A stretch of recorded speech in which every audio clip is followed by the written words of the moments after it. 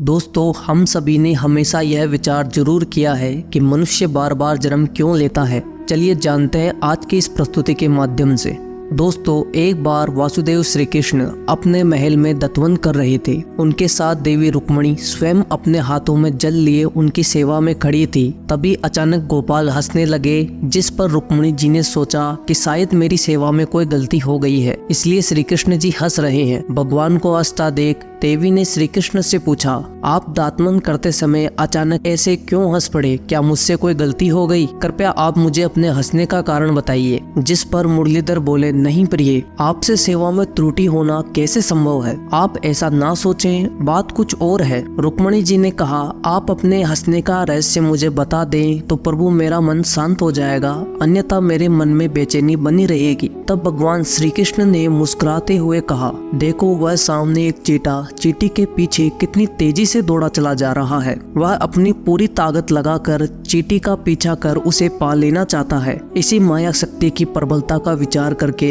मुझे हंसी आ रही है। प्रभु की बात पर आश्चर्यचकित होते हुए देवी ने कहा, वह कैसे प्रभु? आखिरकार इस चींटी के पीछे चींटे के दौड़ने पर आपको अपनी माया शक्ति की प्रबलता कैसे दिखाई दे गई प्रभु? भगवान श्री कृष्ण ने कहा, मैं इस चींटे को 14 बार इंद्र बना चुका हूँ। 14 बार देवराज के पद का सुख पाने के बाद भी इसकी भोग लिप्सा समाप्त नहीं हुई। यह देखकर मुझे हंसी आ गई, क्योंकि इंद्र का पद भी भोग योनि है। मनुष्य अपने उत्तम कर्मों के द्वारा इंद्रत्व को प्राप्त कर सकता है। श्री कृष्ण ने कहा, 100 अश्वमेघ यज्ञ करने वाला मनुष्य इंद्र पद को प्राप्त कर लेता है, लेकिन जब उसके भोग पूरे हो जाते हैं तो उसे दोबारा पृथ्वीलोक पर आकर जन्म ग्रहण करना पड़ता है। प्रत्येक जीव इंद्रियों का स्वामी है, लेकिन जब जीव इंद्रियों का दास बन जाता है तो उसका जीवन कलिश हो जाता है और वह बार बार जन्म मरण के बंधन में पड़ जाता है। क्योंकि केवल वासना ही पुनर्जन्म का कारण है, अतः वासना को ही खत्म करना चाहिए। इस पर विजय पाना ही सुखी होने का एकमात्र उपाय है।